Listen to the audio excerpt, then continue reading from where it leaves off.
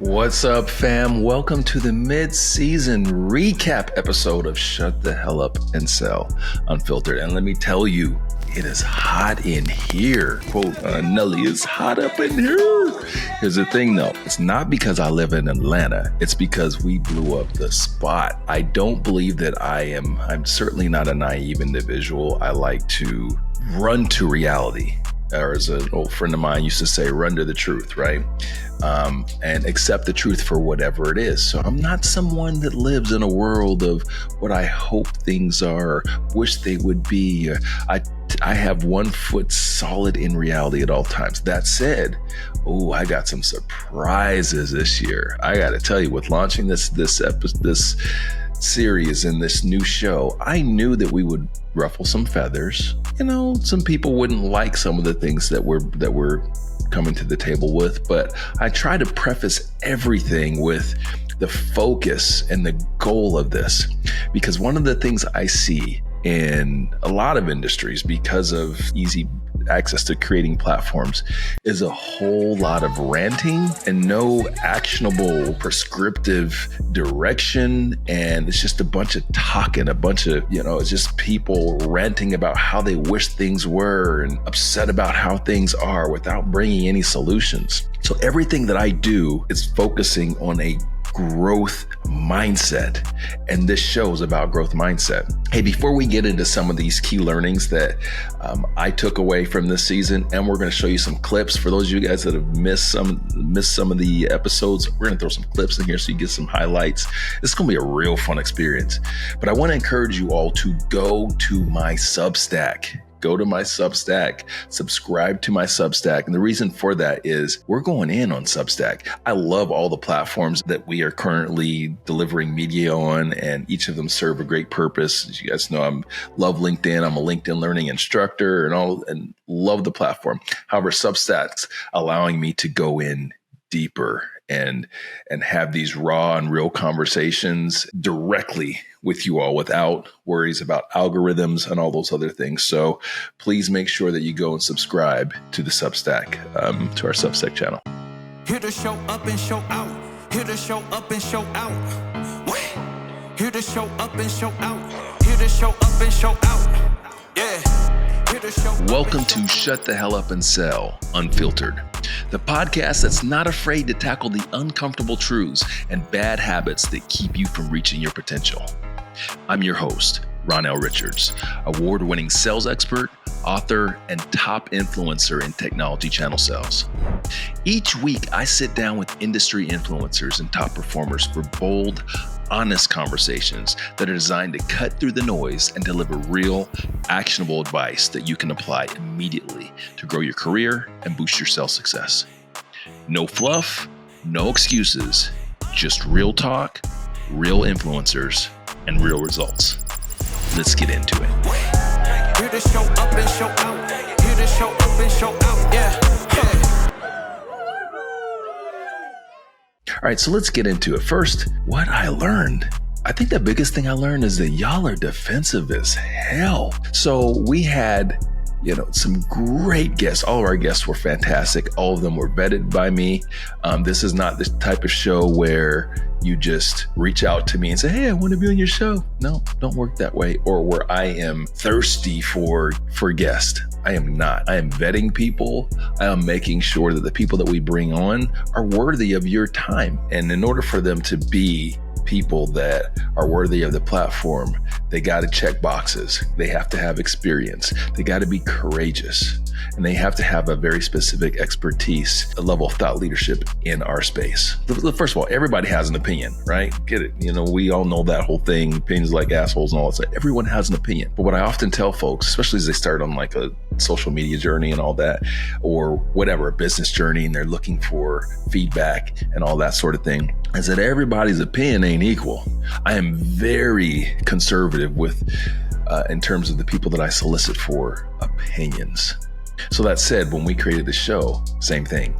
Like, I'm only bringing people on that are vetted, that you guys can, that their opinions are higher weighted. And because I know who they are in addition to that. So it's not just a platform to increase your exposure. This is 100% about the service to you guys. To that end, some of you don't know, I'll tell you, I have a small army of editors and production folks that work with me on my various projects. And I got to tell you, like, multiple of them have come to me and say, "Hey, Ronnell, let us take over the YouTube project and the Shut the Hell Up and Sell Unfiltered." And you know what I've said? Not interested, because I don't care about the wide audience. I don't care about having 100,000 views. I care about you. This show was created specifically to serve technology channel sales. So what success to me is, a couple of hundred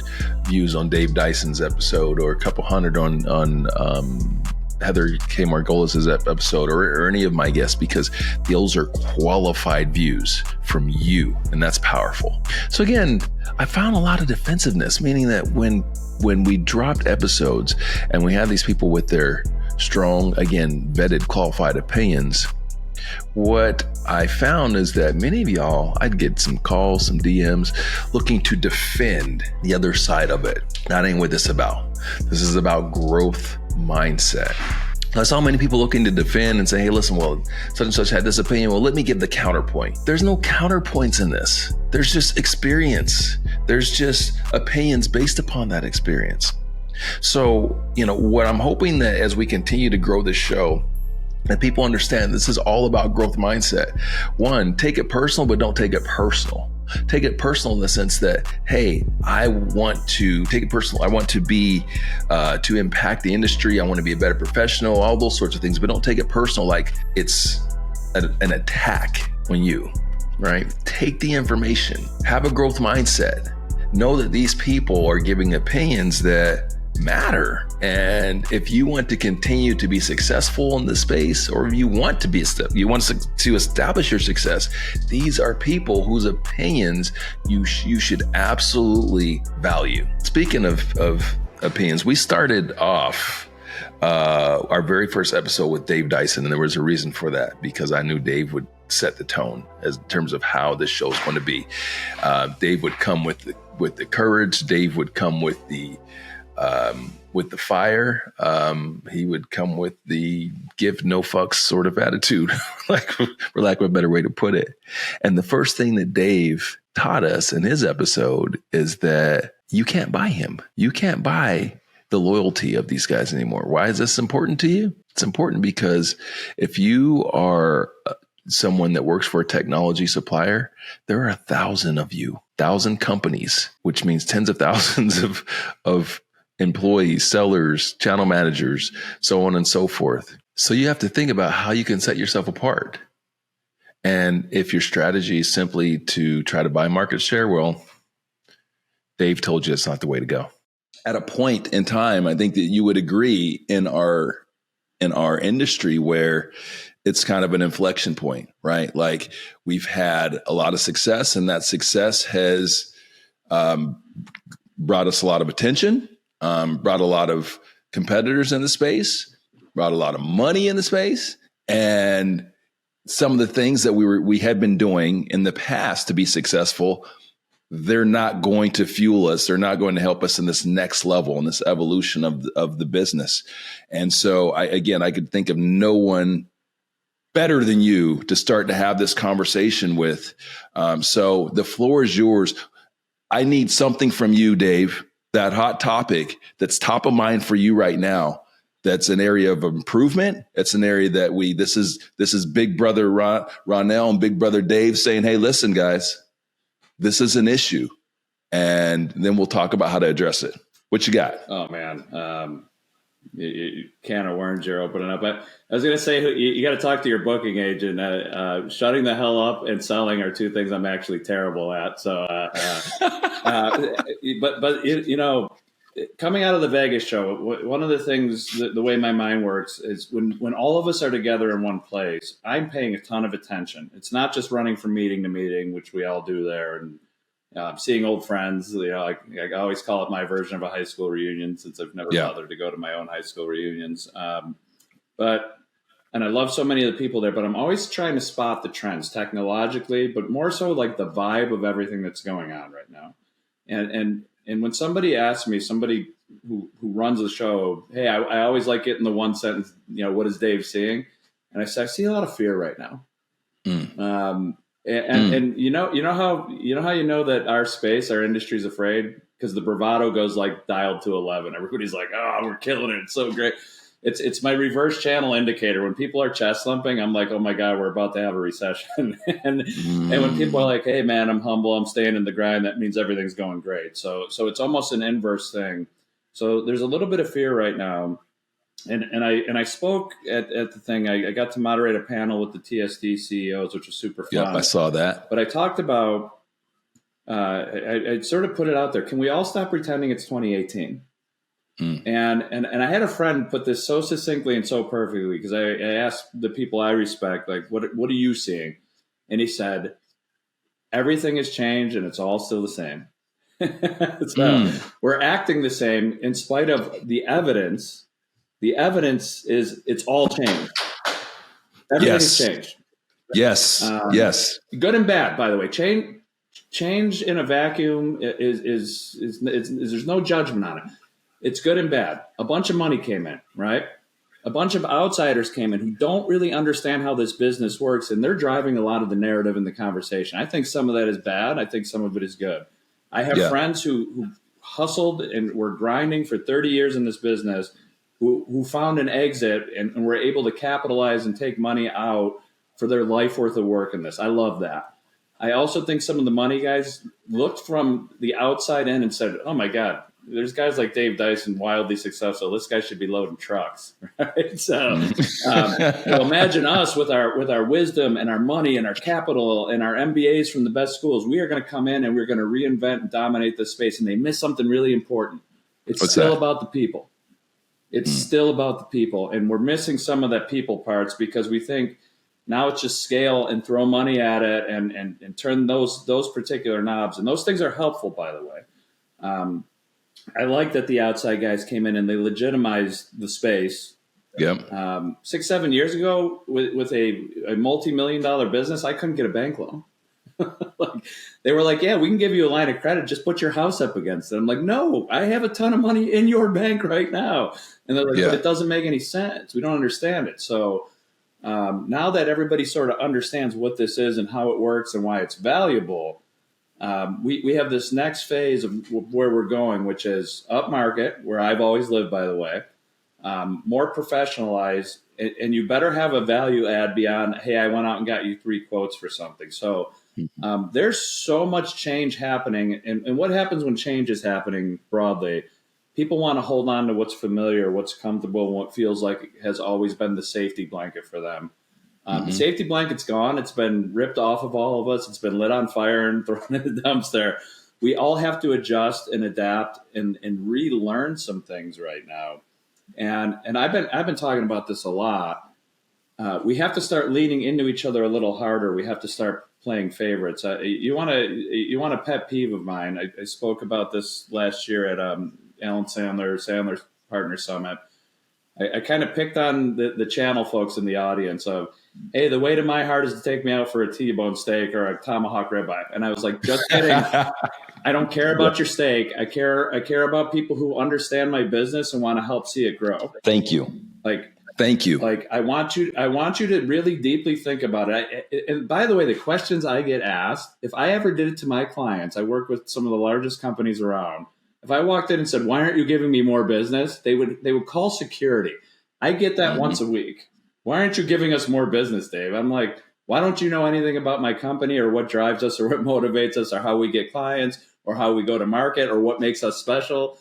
So we've got to go actually all in with each other right now. There have been a lot of strong opinions this year on this first half of our first season of the show. And these opinions, like the opinions that I have, come from experience and having the pulse of my area of the business, as well as the other folks that were on here. And, that's one of the reasons why I had to have Devan Adams on. Because Devan Adams, he doesn't care about feelings. It's not about feelings for him. It's all about the data. And, he shared with us how the data determines, or how really the data backs up a lot of these things that we've been saying on the show. I've been talking about this for a very long time. First of all, not just me, lots of you guys have been talking about this. And that is the one trick partner, right? Like back in the day, it was like the, access, like everyone's doing like the one thing, like I'm the access person. And so I've been saying that that's not the way of the future, not even the future, the present, but you have the data. What does the data tell us? Well, the data is telling us two things. And the main one is really around the number of services that partners are providing, right? We've done research that says that 80% of partners are providing 3 or more services today, all right? If you break that number down a little bit further, over 90% actually are providing at least 2 services today, right? And my understanding is, and I'll have to go back and do some more, historical research, but these are just the most recent numbers. But I would be very non-surprised if that number wasn't lower, say 4 or 5 years ago. So the expectation is that for this trend to continue. One of the things that I did find out, and this is some third-party research, this wasn't Canals in particular, but this group actually put together a number that says, on average, 3.2 activities that partners provide to their customers along the buying cycle, right? So that kind of aligns with the Canals data as well, but they put a 3.2 number to it, so just to refine it a little bit, but it all goes to show, just looking at it from the perspective of how many services that partners are capable of, how many solutions that partners have to deal with, how many vendors that partners have to deal with, and understanding that, partners have a huge responsibility in terms of being able to essentially become, I'm going to call it a one-stop shop, but something like that in terms of being able to meet all the needs of their customers. And you can't do that if you're only, a one-trick pony, if you're only providing, say, resale, right? Because then the partner is going to have to go to someone else that can provide managed service, or a partner goes to someone else to provide advisory services, et cetera, right? So it's to your benefit that you expand your portfolio, your service base, in order to meet the needs of not only your current customers, but future customers as well, who may be going from just a reseller who's only doing resale to someone else that can provide multiple services, because they feel like they don't want to have to deal with 5, 10 different partners to do 3 or 4 different things. So what is the trend? What is the trend telling us? Is that number, is it increasing? Is it staying kind of stable? Because what I heard from you is about 3.2 is that number right now. What are you seeing? And what do you anticipate? Do you anticipate that number to stay the same or to grow? I would say that number should grow. The only caveat, and this is something I don't know, so I'm a realist, so I like to understand and know things that I do know that I don't know. But at this point, is how does AI affect this? Because you are hearing a lot more around how people are using AI agents in particular, to, provide them with some of the characteristics of the information that they would get from, say, a partner, right? So as a result of that, does AI make the necessarily need for a partner in certain areas less, which means that essentially partners won't necessarily have to do as much for the customer because the customer is using AI agents or something like that? to supplement? Or, does it make it even more, right? Does then the partner have to do more to try to, themselves using AI and providing, whatever service that they're providing, on top of, what their current knowledge base. So that one I'm not sure, just because of the AI portion of it, right? Because AI can it can go in two different ways. It can actually, as a partner, can help you and allow you to do more. But it also could help the customer as well and feel like they may not need the partner to do certain things. So that could reduce the need for, partners in terms of certain activities. Okay, pump the brakes. Hold up. Wait a minute. What did you just say? This is something that we have not been talking about nor thinking about. It's not often that you get to interview a West Pointer. I mean, that's an elite group of folks, let alone a West Pointer who got hazed from an astronaut in space. The Stefan Simmelroth episode was a lot of fun, but what I really learned from that is the importance of leadership and how bad leadership is an active threat in our industry. We have a sales environment that is a passive sales environment.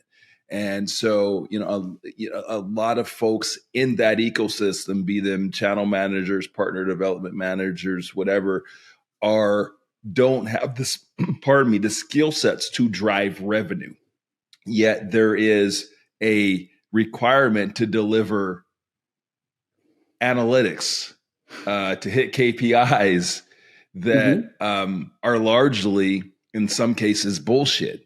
Right. And so you create an environment, you create a situation where that comes all the way from the start of the funnel. Right. So starting with partners. So now partner maybe is not going to pull something out, or that maybe they should pull out. And maybe the channel manager is not pulling things out that they maybe should pull out, because they've got to show a certain funnel to their senior leaders. But to your point, or to my point rather, I believe that it's not so much about whether folks have good intentions or bad intentions, is that they don't have the skill set to really drive revenue. And so we end up with a bunch of bullshit funnels. What do you think about that? Man, I don't actually think that's so much a skill set problem as it is a leadership problem. And the reason, oh yeah. So when we look at a skill set problem, any skill set problem means a leader hasn't necessarily invested the time to identify a skill set gap and appropriately treat that gap. Okay. And so but there's still a skill on the other side that is going to be necessary to bridge the gap. Right. There is. But what that means is, so like that's like it's a symptom of an underlying problem. Yeah. And when we look at that, like if the skill set is, call it being able to qualify a deal early or convert an MQL into an SQL, right? That conversion piece. If that skill set gap is there, why has the leader not identified it and appropriately treated it and built out a training pipeline to identify, treat, and then move forward? Oh, we're going to really get into it, because it's a cultural issue. It's not just the leader. So we look at our industry as a whole. It's a cultural issue, and so let's go back to that skill set piece. I'll just give you one example of a skill set issue. If I have and I've sat down with many channel managers and partner development managers and asked them, hey, who's your ideal partner? Oh, well, this, that's the dance all around it, because they don't know how to answer that question. And they don't know how to answer that question because they've never been taught the skill set to really identify who their ideal partner is. They've never done an ideal partner profile, right? And so that's just one of the many things throughout the the development of a channel manager. Channel managers, I'm going to pick on y'all, for example, right now. And I'm sorry, but it is what it is. Look at the other responsibilities a channel manager has, like QBRs, like, 90% of our, and I'm using a big beefy number, and I know, but I feel pretty confident in that number. 90% of our channel managers in our industry don't know how to do a real QBR. That's something that's trained. A QBR right now for most of them is a bullshit funnel review with no real accountability, right? But understanding how to sit down and have a strategic conversation and do proper discovery with a partner to understand, okay, to really understand their business and really understand what their needs are, their pain points, all these things, and put together a strategic plan to help them be successful. That's what a real QBR could be. So where I talk about the skill set gaps, we have, and I've been in this business since 2001, we have relied on this thing that we call relationships, right? And which is basically what has become, we hang out. We hang out. They sit in this business. That's great. I'm not going to knock it. Whatever. It worked. And those things work until they don't. Mm-hmm. And we are in the midst of an evolution in our business, right? There are so many new entrants. It's become so much more competitive. We are not hiding in back in the shadows anymore. Like, they're aware of us. And so the skill sets have to be up. Is that a leadership thing? Oh, of course it's a leadership thing. But a lot of our leaders have come from, they're homegrown. A lot of our leaders have come up through that same sort of system, right? Where they overvalue relationships, and they were never trained. They were never trained on any of these things, right? So I wouldn't disagree with you to say it's a leadership thing, but I think it's much bigger than that. Well, you talk about symptoms. It's cultural, and that's the whole reason for this platform, is so that we can have these conversations out loud, right? And face some of these things that I believe are challenges. What are your thoughts on that? Yeah. So going back to the symptoms versus the problem thing, we see this, and I'll switch back to a lot of the old, like almost like engineering doctrine in the world, because I think it's really easier to understand that. So oftentimes what we see in the engineering world is the best engineers get promoted into management, which is a completely different skill set, right? So when that switch happens, most engineers don't get that management or leadership understanding. They're really good at the work roles that they do, but when they get pushed up, now do they get to go to a course to decrease their knowledge? Are they working with a coach to help their skills work out? Mm-hmm. In order so that way their behaviors on a day-to-day basis aren't actually engineering. Yep. They're maybe teaching, coaching, guiding, mentoring the next generation of engineers, and holding someone else's feet to the fire appropriately in a way that they will grow as the way that they should. Yeah. Going back to Dave's episode where, Dave really talked about what it takes to get a partner or an agent or MSP of his level. I felt like that really tied into something that Fred Stacy, where Fred really talked about, we also had a similar conversation, but talked about how buying loyalty, or the attempt to buy loyalty, is just, it's lazy, and there's a better way to do it. This tradition if tradition's the right word, you said circuit slingers, right? With the transactional business folks, right? And if I'm a supplier in the space, I'm saying, I'm going to bring all the resources to the table. I got to manage the customers through their life cycle and all that sort of stuff. And you're just using me as in the transactional sales model. Why am I going to pay commissions forever for that? Because at some point, like, I'm losing. Right. If you're not providing ongoing support and service, well, I got to do that in order to maintain that customer. And so, to me, it's simple math, right? And this isn't like a for or against it statement. It's just a business statement. Like, if I look at it as, a supplier in a space, I'm like, okay, I love the idea that I only pay you when you sell something, right? That's awesome because that means I don't need direct sellers. I don't need to be paying salaries. I don't need to be paying insurance. I don't need to pay all these things. I got to pay direct people, right?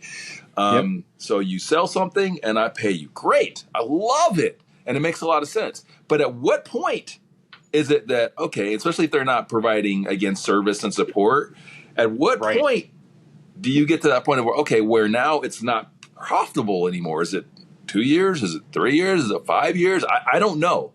But that's what I hear from you. Is that kind of what you think or what you're saying? What's your perspective on that? Yeah. So, I mean, being on the software side, the value of the channel is the cost of acquisition, all the hard costs that go into the staff and resources. So it's really expensive in the contact center. So that's my world. I don't do security, SD-WAN, infrastructure. We're solely contact center. The cost of acquisition for a new customer is extremely high. So the channel makes total sense in the contact center. Very complex, very, this. There's a million integrations. Every center is a little bit different. There's a lot of value for the channel in the contact center space. But the question is, when something's just kicked over the fence, how much value do you really recover on that? What does it take to make that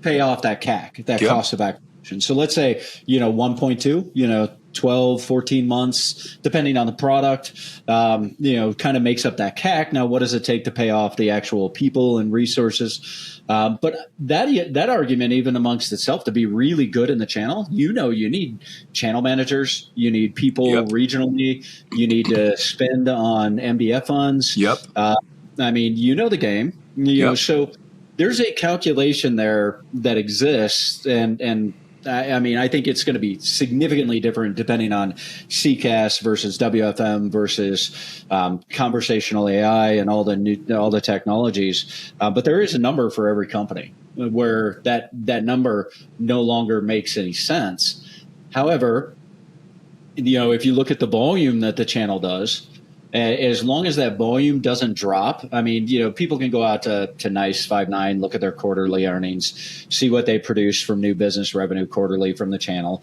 and they can dig and find out information, right? Find the data that they need. That volume, I see that accelerating. So on the other hand, if you're not in the channel, you're going to miss out on probably around 30% of all moving opportunities, period, in the contact center market. I can't speak to the rest of the world. So there's this double-edged sword that I think the suppliers are facing right now, which is, what do we completely miss out on all these opportunities that TAs own? On this show, I tried to make sure that every area of the business was represented and that we spoke to not only partners, but suppliers and TSDs in the space. Our various guests all drop knowledge that kind of check boxes for everybody if you were all listening. And, that's one of the reasons why I wanted to bring Heather K. Margolis on, is because Heather, she's very well known in the marketing space and in our industry. And, Heather dropped some gems around disruption. Remember, I said earlier in this show, there are 1,000 suppliers in the space. There are, I don't know the numbers of TSDs. We all usually refer to, the 4 or 5 as being the top tier. And then there's a whole new group of TSDs and niche TSDs underneath that. The point is, and whichever box you check, and then tens of thousands of partners and MSPs and all sort of thing. The point is that it's really noisy. And oftentimes you're competing with people that don't even sell products similar to you. You're just competing for attention in a very noisy space. And that's why I found Heather's advice so poignant in terms of how disruption just isn't, and it's not optional anymore. Either you're disrupting or you are being forgotten or no one's paying attention to you. I think the thing that people have blinders on and are just doing because they've always done it is really around partner marketing, helping partners market themselves. And it's always been this line item like, yep, I have a portal. Yep, I have a PRM. Yep, I have a 3-channel marketing automation tool. Yep, I have a bunch of my least liked, my most hated term, campaign in a box. We were saying that 20 years ago and it was dumb then. But just like filling these platforms with a ton of content that isn't how we do marketing anymore. Like, when's the last time you did a series of emails for no reason with one piece of downloadable content? Wow, you're right. A long ass time ago. More importantly, when was the last time it was effective? Right. Because to your Even point, longer. To your point, you're like, what I'm hearing from you is like, okay, we're checking these boxes just to check the boxes, but we're not thinking about outcomes. And so effectively, and this is, I think this is super important because as marketers, like y'all are always so challenged to show ROI to CROs and channel chiefs. So, you know, if we're just checking those boxes and not thinking about the outcomes that we're trying to deliver for partners, well, you're not going to really deliver outcomes. And then when it comes time to like cut expenses, well, where do they go first? Exactly. But it's not that you shouldn't do partner demand gen and support your partners. It's that you should do it right. So the way that we market today, you and I especially, we leverage content that's SEO and AEO enabled. So SEO is the old school search engine optimization. AEO is now optimizing blog content and other website content for voice question. When you're like, hey Siri, where can I go get a blah, blah, blah? You now need to optimize for that. And making sure that you have things pointing into your website at all times. So a lot of people would say, you know, digital ads are not for B2B. I totally disagree.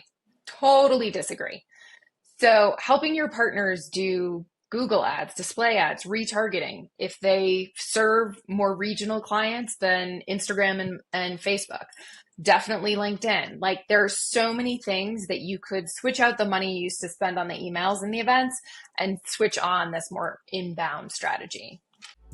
Okay, so we also had some episodes filmed live from channel partners this year. Well, live, not live to you watching, but live in terms of no prep. And that was a lot of fun. We're going to do more of that in upcoming seasons, especially as the conference season starts to launch. We're going to do more of those fun, impromptu interviews. We had Jasmina Muller on and Matt Wren, and Jazz talked about how, well, the topic of that was really MSPs, right? And how this MSPs are such a growing group in the space, but no one, I won't say no one, but the vast majority of us haven't really figured out what their place is and how to work with them.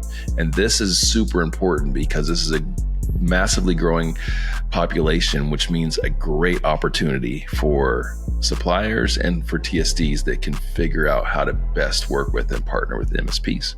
I think one of the biggest gaps, interesting, is in intercommunication at MSPs. Once sales can respect they need tech, and tech they respects they need sales, then you become harmonious. There's so many organizations think that they can just go sell, but then they don't have the tech to do it. Tech people think they can sell, but then they don't understand how hard it is to sell. So it's the two sides. Once they understand they need each other, then I think that... How do we fix that? Respecting what each other does. I mean, even for me, I've been doing this for 20 years, and I sold for years. Now I'm on the growth and procurement side, and I sit day to day with the techs, and I respect them so much more because I'm going back and forth with them versus just going out and sell a product. And I see the grind they go through. Okay, I have a question for you that is, you're ready for anything, right? Always. All right. Do you feel welcome here? Depends on... As an MSP? Depends on Do you feel like this is your community? If I know them, yes. If I don't, no. So what I mean by that is we've had, over the last several years, we've had this kind of coming together of what we call the channel agents and MSPs, and it used to be they were kind of like separate, and now we can see, like we're here at CP Expo when we had the MSP Summit, like kind of at the same time everyone's trying to. Conference. It's a what? TCOM conference. Not What do an you mean MSP. by that? I think it's more. They're trying to get better with it, but I think it's more meant around ISPs, Yeah. telephony, Okay. phone systems. Yeah. Not the people that actually go in and implement it all. Got you. Okay. Hey, if there's anything that I want you all to know from this first part of this first half season of this new show, is that we are committed. I am committed to the truth. And yes, I understand there are different perceptions, there are different perspectives as well of what the truth is. That's why we bring on vetted, qualified folks to give their opinions. And then you do with it what you will. But know that we are 100% committed to growth mindset, to disruption, and disrupting in an industry that, quite frankly, needs it. We have a lot of people that do things the way they've always done, and they're beholden to tradition.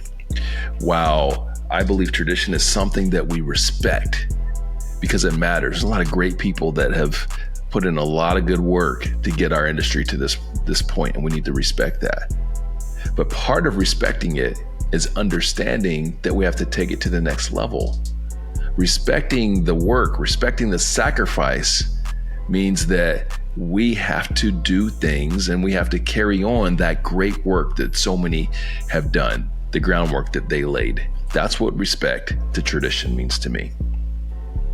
Another thing, it just became even that much more clear, the mission that I have to train and develop channel managers and partners to sell better and to focus on relationship-centric selling is more important than it's ever been, because the transactional way is not going to sustain you. It's not going to be scalable for most of you. And so you have to do better at being a solution-oriented sales person, channel manager, partner development manager, whatever it is that you are. And that means that we're getting away from being product centric and more focused on how do we best partner and serve that audience, that customer, that partner, that MSP, whatever it is that we're looking to bring into our business. And that means understanding that our product, our service isn't really that important. There's something that's more important than that. What's more important is what they care about, and understanding how we get to what they care about, and then weaving our product, our service, the things that we do into their success story, not the reverse. And in our business, we've always done it the other way. No, we have to make them successful and figure out how to do it, figure out what matters to them, and make sure that we're not positioning our company, we're not positioning our product as the star. They're the star. We're the co-stars. All right. Hey, thank you all for watching this mid-season recap. We're going to be back at it with some fire episodes. Please make sure you go back. If you haven't seen every episode or watched every episode or listened to every episode, please do that. We're on every platform. I personally prefer the video because I think the video just gives you an insight that it's a higher level of communication. And you can watch the videos on YouTube. You can watch them on Spotify.